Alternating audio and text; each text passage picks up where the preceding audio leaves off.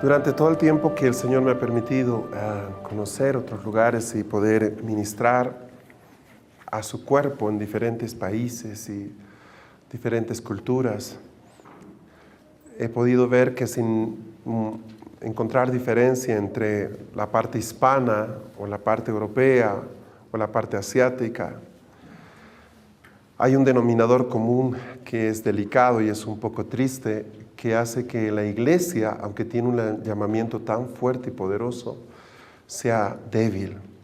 Y es que una inmensa mayoría de creyentes dentro del cuerpo de Cristo ignoran los dones que ellos tienen, no conocen el ministerio que Dios les ha entregado, y por tal razón menos se puede esperar que ellos puedan ser efectivos en la tarea que desempeñan. Hay una suerte de ignorancia ministerial en la gente que afecta muchísimo su vocación, su llamado. Porque al margen de lo que uno quiera o piense que Dios quiere con su vida, el primer punto es de que uno conozca o llegue a conocer lo que Dios le ha concedido. Hay muchos pasajes en la palabra donde Pablo ora por la iglesia. Un buen consejo es ponerse a estudiar qué le inspiraba a orar a Pablo. Y van a encontrar de que un denominador común de eso es de que él ora porque la gente llegue a conocer lo que Dios le ha entregado. Dice, yo oro para que ustedes puedan ver, para que sus sentidos se abran, para que puedan descubrir el llamado que el Padre les ha dado.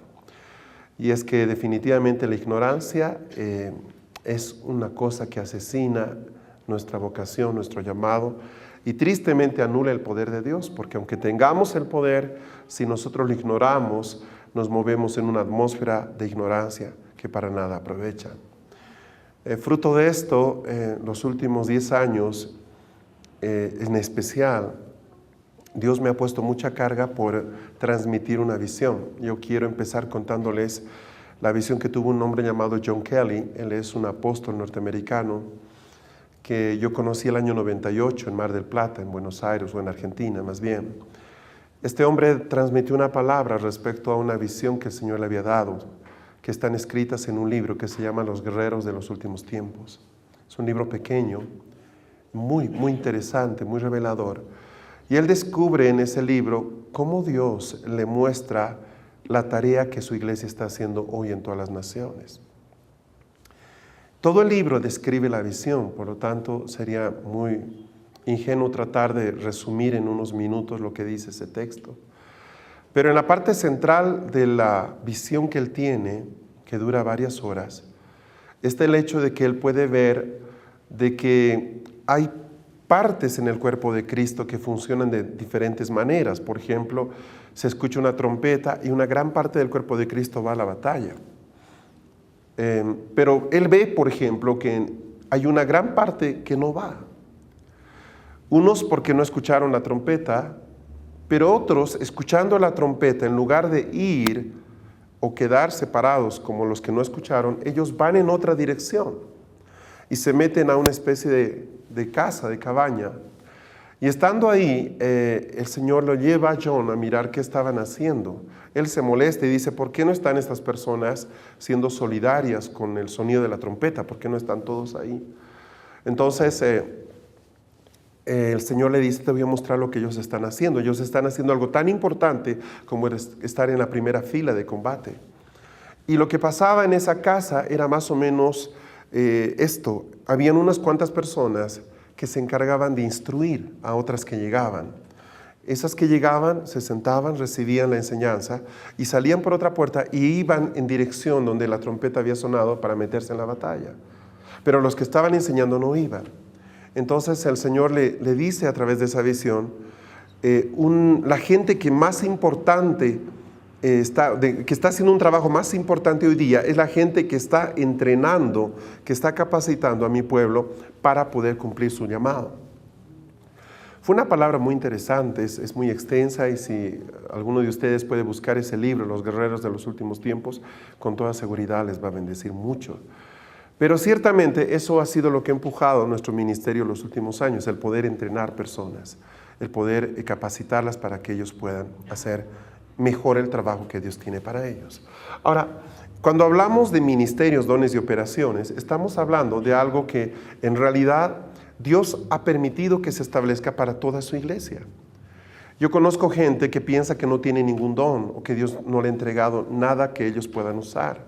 Sin embargo, por la palabra ustedes van a poder ver que existen al menos más de 20 dones que Él nos ha regalado. Obviamente, no tenemos los 20, pero de entre esa gran variedad de más de 20 dones, y con toda seguridad yo puedo afirmar que cada creyente en el mundo al menos tiene uno de ellos.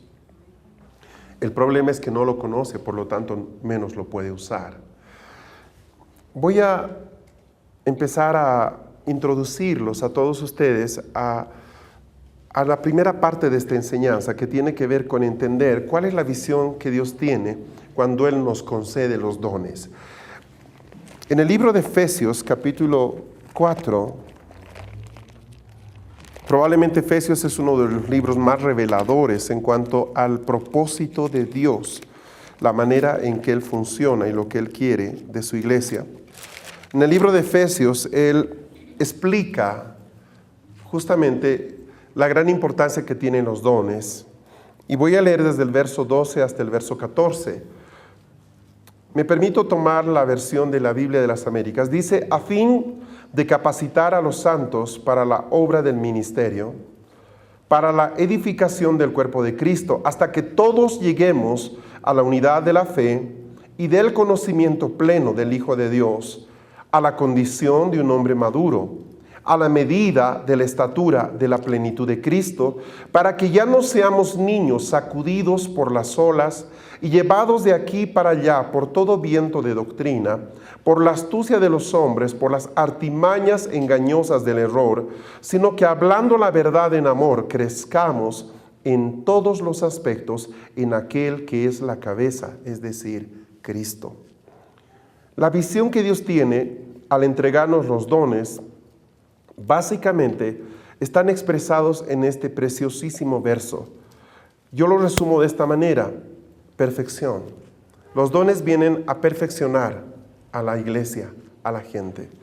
Y lo que Dios quiere es que nosotros podamos crecer en un nivel de igualdad, que definitivamente podamos todos como iglesia ser protagonistas de la tarea que Dios nos ha encomendado.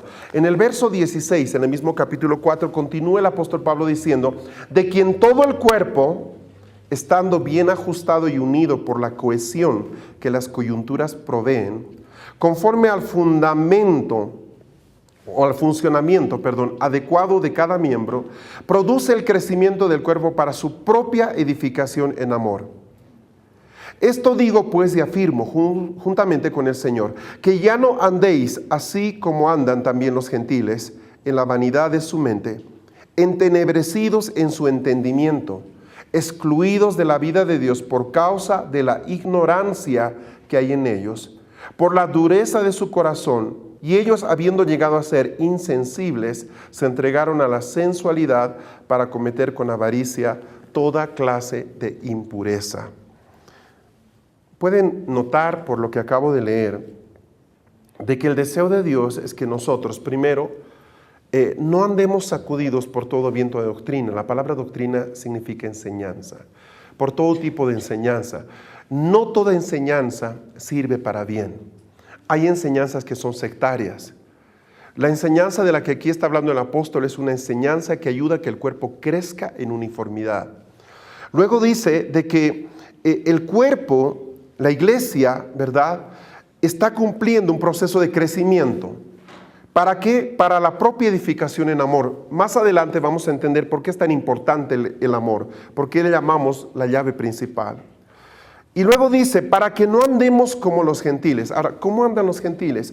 En la vanidad de su mente, o sea, creen que saben mucho, entenebrecidos en su entendimiento, no tienen luz en sus pensamientos, excluidos de la vida de Dios por causa de la ignorancia que en ellos hay.